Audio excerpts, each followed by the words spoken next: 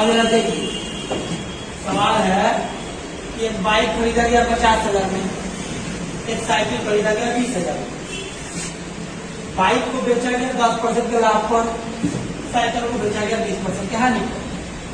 तो हमसे पूछा गया है कि शुद्ध लाभ या हानि बताइए कि टोटल इस बिजनेस में हानि हुआ है कि लाभ हुआ है, कितना परसेंट का हुआ है ये बता रहा है।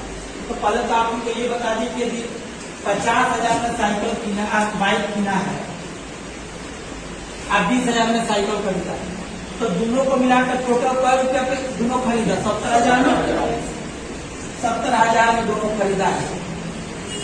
और यदि 17,000 से कम में बेचेगा तो घाटा होगा, तो ज्यादा में बेचेगा तो फायदा होगा। तो अब देखिए 50,000 में जो कीना था, 50,000 में जो कीना था बाइक, उसको 10% का लाभ कर देगा। इस पर 10% का लाभ है। जरा बताइए, अब आपको सिखाया कि किसी चीज का 10% निकालना हो तो एगो जीरो कम कर दीजिए, यही तो होता है 10%। तो 50,000 में से एगो जीरो कम से 5,000 हुआ क्या, यानी कि 5,000 का फायदा हुआ। तो 50,000 में कीना था और 10% का लाभ पर बेचा है, तो 5,000 का फायदा हुआ, यानी 55,000 में बेचा होगा। कोई दिक्कत? 55,000 में बेचा है। अच्छा, साइकिल को जो खरीदा था 20,000, 20,000 में साइकिल को खरीदा था, साइकिल को खरीदा था 20,000, नहीं, इसको बेचा है 20% के हानि पर, 20% की हानि पर बेचा है। तो इसका भी तो 10% 2,000 होगा, ये तो जीरो हटाएंगे तो 10% 2,000 हुआ, तो 20% 4,000 हुआ, 20% 4,000 हुआ, यानी कि 4,000 घाटा पर बेचा है। तो 20,000 में कीना था, 4,000 का घाटा।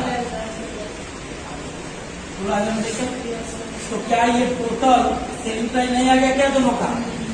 तो टोटल सेलिंग प्राइस कितना हो गया?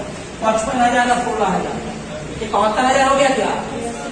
55,000 और 16,000, यानी कि दोनों साइकिल और बाइक को कीना तो था 17,000 में, लेकिन दोनों को मिलाकर बेच रहा है 71,000। तो बताना है कि कई परसेंट का फायदा हुआ, नहीं तो लाभ होगा, ये तो आप समझ रहे हैं। यहाँ से लाभ हुआ है, लाभ हुआ है कितना का? 1,000 तक नहीं, में से 50 हटाएंगे तो 1,000 का लाभ है, 1,000 का लाभ है।